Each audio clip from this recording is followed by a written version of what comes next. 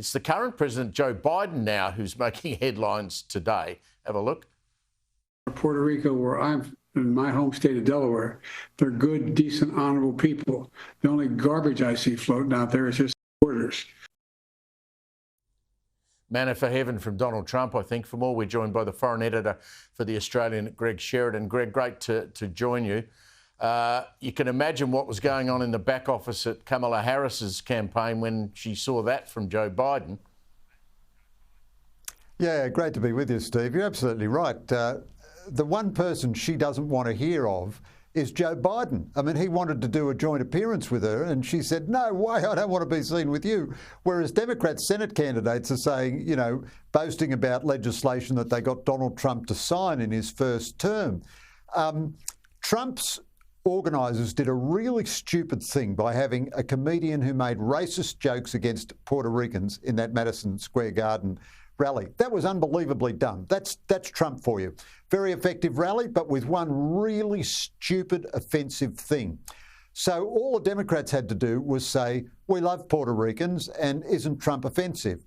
Instead of which Joe Biden goes further and says, except for the Trump supporters, the only garbage I see is Trump supporters. So this is so dumb. You attack Trump by all means, don't attract his supporters. So half of America has suddenly been insulted by Joe Biden, whom Kamala Harris wants to be in purdah, in hiding and not seen in public.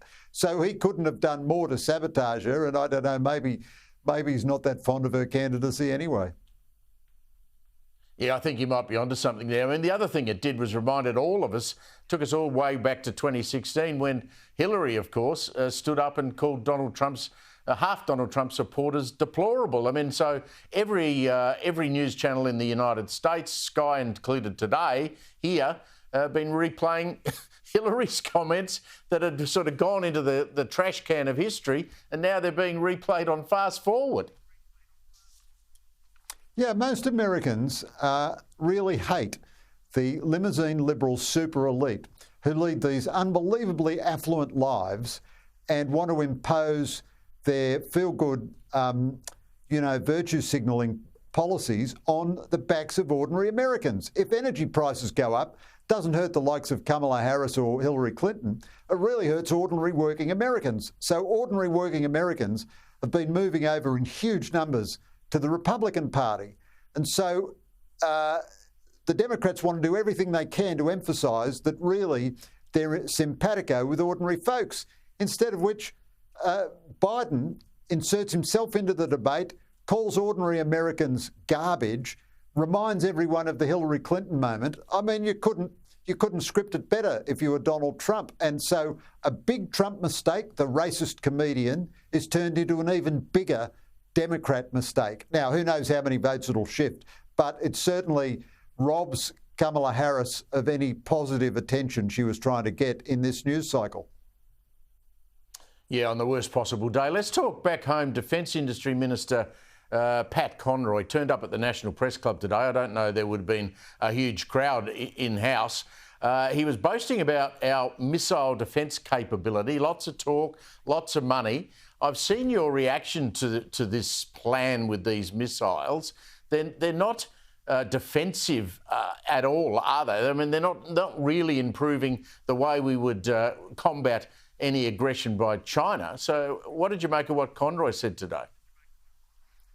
Well, it was an unbelievably fatuous speech. I mean, I don't know whether they're starting to boycott me or not, but I have to get the speech health reporter friends. They won't send it to me from the government and can't get the documents and so on. You know, it's understandable that I fell off their Christmas card list. It's a bit silly that they're trying to keep basic government documents from me.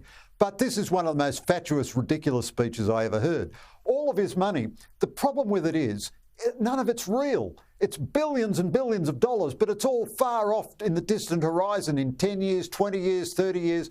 Most of the money was not tied to any time frame. And then a number of the missiles that he did announce, the only platforms that can carry them are our 3 air warfare destroyers. They're about to enter long service and maintenance, so one of them will be out of the water all the time. So that means half of this missile category only operates on 2 Australian platforms.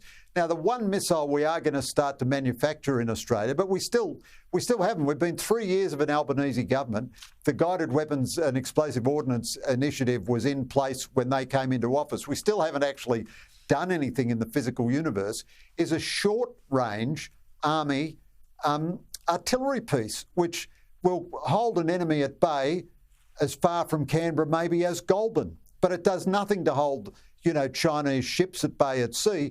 We're still the only military in the world of our size which has no armed maritime drone. We're still not going to do any missile defence for our northern air bases or anything. We have no ground-based missile defence. It was the Albanese government which decided not to put Tomahawks on the Collins-class submarines. It was the Albanese government which decided to scrap the 4th Squadron of F-35 Joint Strike Fighters. What they've done is cut capabilities, and in fact, it just, as I put in the paper tomorrow, it turns out we didn't even make 2% of GDP for defence spending in the financial year just gone. What they've done is cut defence capabilities, but they're making these sort of ABC utopia comedy style announcements about capabilities.